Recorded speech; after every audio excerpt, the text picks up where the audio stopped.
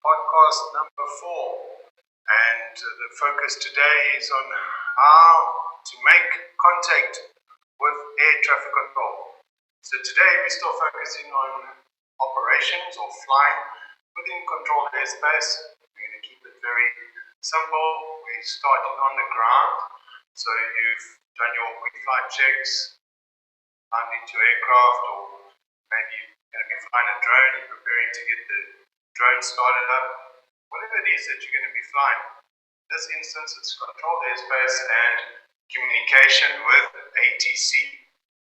So you're obviously hesitant and nervous when you initially get involved with communication, especially to air traffic control. It sounds very intimidating when you hear their voice, and you think that you'll never understand what they're saying and why are you saying everything that you're doing. And it becomes a bit of a fear factor for many people out there. Now remember, this also affects air traffic controllers when they first starting out. In other words, trainee air traffic controllers. You also have to go through the same process of communication, learning what to say, how to say it, when to say it, and what these different terminologies mean. Now, in order for you to communicate on frequency with air traffic control, you need to know a few procedures. One of them specifically is you need to know radio telephony. So when air traffic control asks you something or gives you an instruction, you know how to respond. Unlike speaking English in a normal one-on-one conversation, this has got it twisted because we've got to speak using a terminology that is not commonly known to us when we first start out in the aviation sector. And it would go the same for when we later on discuss the marine sector and RT. But today we're discussing aviation. So what we're going to do is give you a few pointers, a few things to think about before making contact with ATC and when in communication with ATC. So remembering with today's example, it's all while you're still on the ground. So you haven't got an airborne yet, just want to make contact with ATC. So let's kick off with the radio itself. You've switched the radio on. Okay? That forms part of your pre-flight. No matter what you're going to be flying, at some point you're going to switch the radio on. Now you've got a few selection switches on the radio. We've talked about this previous podcast with your switching your master switch on or switching your main switch on and checking if there's any background noise, doing a radio check. And we've been through this process. But now we're actually going to use the radio. So we need to go a little bit further and we need to look at a feature called the PTT. The PTT stands for push to talk, not push to think. Okay? So when you select the PTT, you need to plan to speak, following through with it. So in other words, before you get to PTT, first plan your message. Think about what you're going to say. The radio telephony communication that you're going to be using when speaking to ATC is pretty standard. So there are variations on some of the transmissions, and worldwide there will be a different way that the air traffic controller might say it to you as well when in communication. But that's just the procedure for that area, okay, for that what we would call flight information region. The process is going to be the same each time. In other words, when you're going to speak on the radio, you first need to make contact with the air traffic control. You can't just select the PTT and then start communicating. The air traffic controller, how do we know that they are waiting and ready to receive our transmission? They don't even know who you are on first contact. You need to announce yourself. We've been through that as well with regards to your registration. Now, as I said earlier, we're just focusing on you and how you're going to communicate. So, selecting the PTT is the reflex followed by your communication. When in doubt, take your finger off the PTT. So in other words, stop communication as soon as possible. And the reason for this is so that you can gather your thoughts, think about what were you going to say, and then communicate again on frequency. When you have the PTT selected and you are not sure what to say, and your transmission sounds something like, and we, then you already can hear there's so much hesitation on the frequency. The last thing you want to do is to also hold up other traffic that may want to use that same frequency at that time. But by you holding the PTT down, you are obstructing them from being able to communicate on frequency. And in so doing, you have become the master of your own airwave. In other words, you hold the channel to you, and no one else is able to speak. No one else is able to communicate. This is not a safe situation to have during this time. So deselect the PTT, breathe, think, communicate. Obviously selecting the PTT before you communicate. Now, with the PTT itself, there are a few features which you need to also take note of when selecting and deselecting. When you select the PTT, first select it, make sure you've depressed it down completely, and then start communication. When you've finished the transmission, then deselect the PTT in that order. Often it is found, and as air traffic controllers, we find that the pilot, due to being hesitant and unsure, nervous, doubt as to what to say, they will come onto frequency while they've already started speaking. So we call that clipping the transmission. All of a sudden we just hear a voice talking as the controller, and then as quick as we heard it, that's as quick as it disappears. But the end of the message hasn't successfully come through. So we don't know who was calling. We don't know the call sign or the registration of that aircraft that was making the transmission. Unless, of course, as an ATC, and it's in local knowledge, we know the voice or we know the registration. We have an idea who that could have been. But that's not how air traffic control is managed. Air traffic control can't assume. We have to control positively. And in order to do that, we need the input and the support from the pilots, just as much as the pilot is relying on the ATC.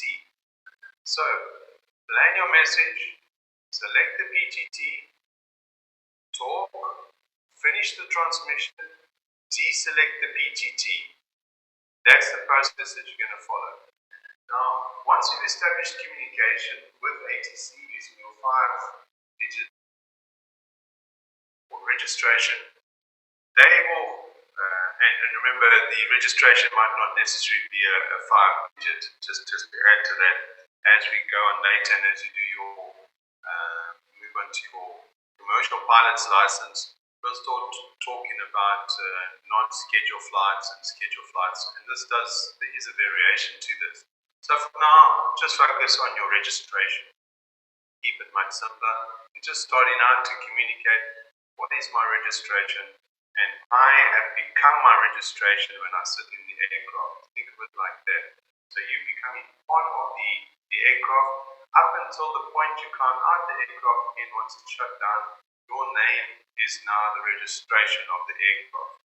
So that's a way to go through things. Now, when we talk about the registration, that's normally mounted in some form on the front of the column stick in front of you. And this I'm assuming you're in a fixed-wing aircraft or in a rotary-wing aircraft, such as, in other words, a helicopter. But there is some kind of indication as to what your registration is.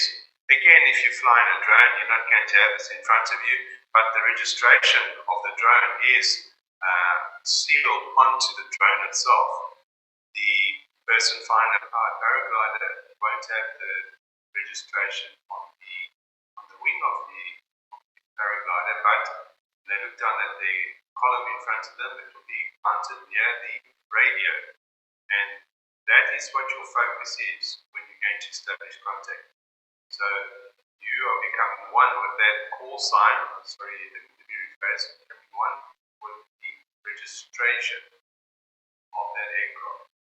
Then you establish contact. When you establish contact, remember it's just like you're going to arrive at somebody's house. So you knock on the door and you wait for that person to open the door. When they open the door, you formally greet and then you invite them into the house. You don't just, hi, how are we doing today? That doesn't really bode as a formal introduction. That's quite rude. And how much guarantee have you got that the other party will even know who's speaking at that point? So what's going to happen is, if you just start your transmission and hope for the best that the party on the other side, in other words, the air traffic controller, is hearing you, there's a good chance that they're not hearing you because they're busy with something else. And when you are finished your transmission, you're going to hear the following. Last call on 121.9. Say again. And then you, as the pilot, are going to have to repeat that transmission all over. This is wasting time on frequency, and time is very valuable when it comes to flight inside of controlled airspace. So you've got to really think about your actions. At the same time, though, you must not fear what you're going to say. So you need to plan this. You need to sit with somebody if you're really struggling with RT and work it through with them. Even if that person doesn't understand radio telephony, you need to practice. This is not something that's going to come naturally to everybody. So you need to be aware of it. Don't hide from it. Don't let your instructor or someone else do the radio work for you while you focus on the flying. You need to do this while in flight. Okay, so you need to be able to multitask. You need to be able to fly and speak at the same time. And that's where you're going to need to practice. You're going to need to understand what these terminologies mean. When in doubt, you're going to, in your back pocket, in this instance, you're going to be able to say to the air traffic controller, say again. Tower, say again. Or ground, say again. That person will then repeat the message for you to ensure that you understand what they're saying. Sometimes it is of something that you can say, although it's not really published. You won't find this in many documents that you go through when it comes to standard radio telephony, including ICAO, where it says that you can say student pilot. But this is accepted. The term student pilot is notifying the air traffic controller in a roundabout way that you are not fully conversant with radio telephony communications at this stage, and you'd like them to assist you. So you would say something like, student pilot Alpha 2, Alpha Romeo Mike. Okay, so there the term student pilot was brought in the front of the registration, and it's notifying the air traffic controller that you might have some problems with speaking on frequency, and you might be asking them to repeat their transmission at regular or irregular intervals, whatever the case may be. Now with this communication, something else for you to think about, and only if this is possible, and remember we're speaking about controlled airspace in this podcast today, is making a visit to the control tower where you're flying from, or the one nearest you, and go and visit the air traffic controller. Obviously, if this is permitted, there may be security checks. With COVID-19, they might not necessarily be able to allow additional visitors into the control tower, etc. But if this is possible, go and visit the control tower and go and meet the person on the other side of the frequency. Find out what they can see from the control tower, and that's what you can't see. Note then when you go to the tower that these are in fact humans. That's very important. This is another human doing their work. This is what they do. They're a professional. but they are there to assist you. They are not there to police you. That's important. And you need to be able to work together. They need your guidance. You need theirs. That's very important. So this is a team effort. And if you follow these procedures and think about what you're going to be doing and how you're going to do it, you're going to be able to work so much better with each other when working on a controlled frequency, and you're going to become more confident as things progress in your communication and in your ability. Right, so you've passed the message. In this case, it was very basic. We actually didn't even pass the message, we just established contact. We then proceed to pass the message, whatever the message may be. I'll just give an example, but it's not part of the podcast today. We're still going to do this in the later podcast when it comes to radio telephony. Ground, Alpha 2, Alpha Romeo Mike, 2 people on board, 1 hour fuel. Request taxi for a flight to the general flying area. Okay, so that's just standard information that you pass into the air traffic controller so that they can write this on your flight progress strip, and they can plan accordingly which way you're going to taxi. They can notify the tower controller that you are pending for departure, and that they can plan traffic, in this case air traffic and ground traffic around you. Because remember, you're still on the ground and you're taxiing along the movement area and moving area of the airfield to the relevant holding point for the active runway. So during that phase, air traffic control are communicating with each other, they're planning around you, and they are very comfortable in frequency with you communicating with them, and you are continuing with your 4 takeoff checks. Now, in one of the previous podcasts, we also talked about the radio check, and you'll notice we didn't do the radio check here, but we could have if we wanted. Ideally, the radio check is something that you do before you start the aircraft, so it forms part of your pre-flight checks. Once you start your aircraft, you're going to now proceed with your taxi checks and for takeoff checks, after takeoff checks. And you're not really going to do the radio check included in all that unless there are still problems being experienced with the radio, maybe from air traffic control side, and they're telling you your transmission is string 3, in which case you need to get the radio serviced or do another radio test in a different location, so in other words away from high ground such as hangars, in order to make sure that your radio is at least a transmission of strength 4 before you proceed. So to form part of your initial check with air traffic control, you can then just do the radio check. Let's do an example. Ground, Alpha 2, Alpha Romeo Mike. Alpha Romeo Mike, ground. Pass your message. Alpha Romeo Mike. Radio check. How do you read this transmission? Alpha Romeo Mike. Ground reading you strength 5. Copied strength 5, Alpha Romeo 1.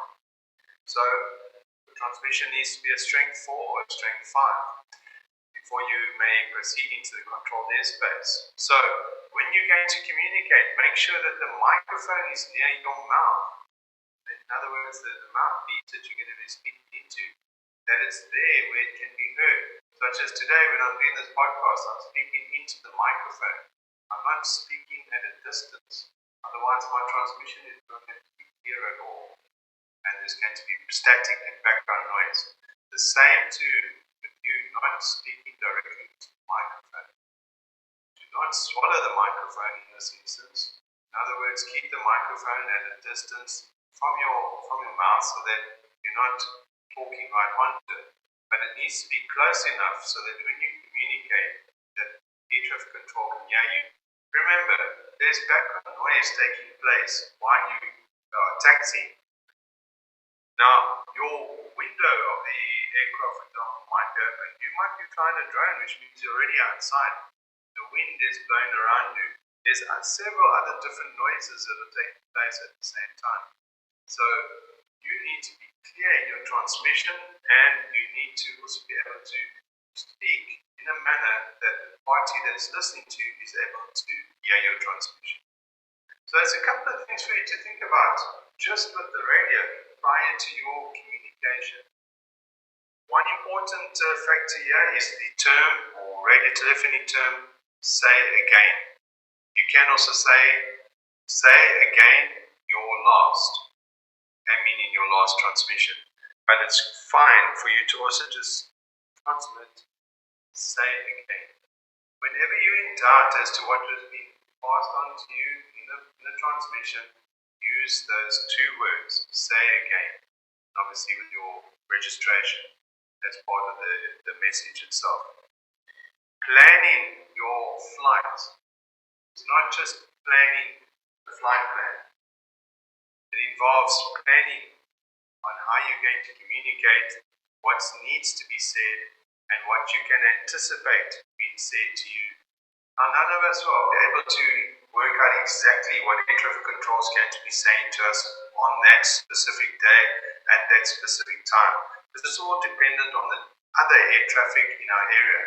But if we can just plan ahead and think about what to expect, knowing in the back pocket that we can always tell air traffic control to say again, we're going to have a situation taking place which is going to feel far more safer for all, going to allow you to feel more comfortable and allow you to feel more relaxed when communicating on frequency. So take note of these points that we've made today. Think about this when it comes to communication. It's something that cannot be disregarded. You need to focus on this when planning to communicate with ATC and when in transmission or when in communication with ATC. This ensures that you are managed professionally and not delayed unnecessarily.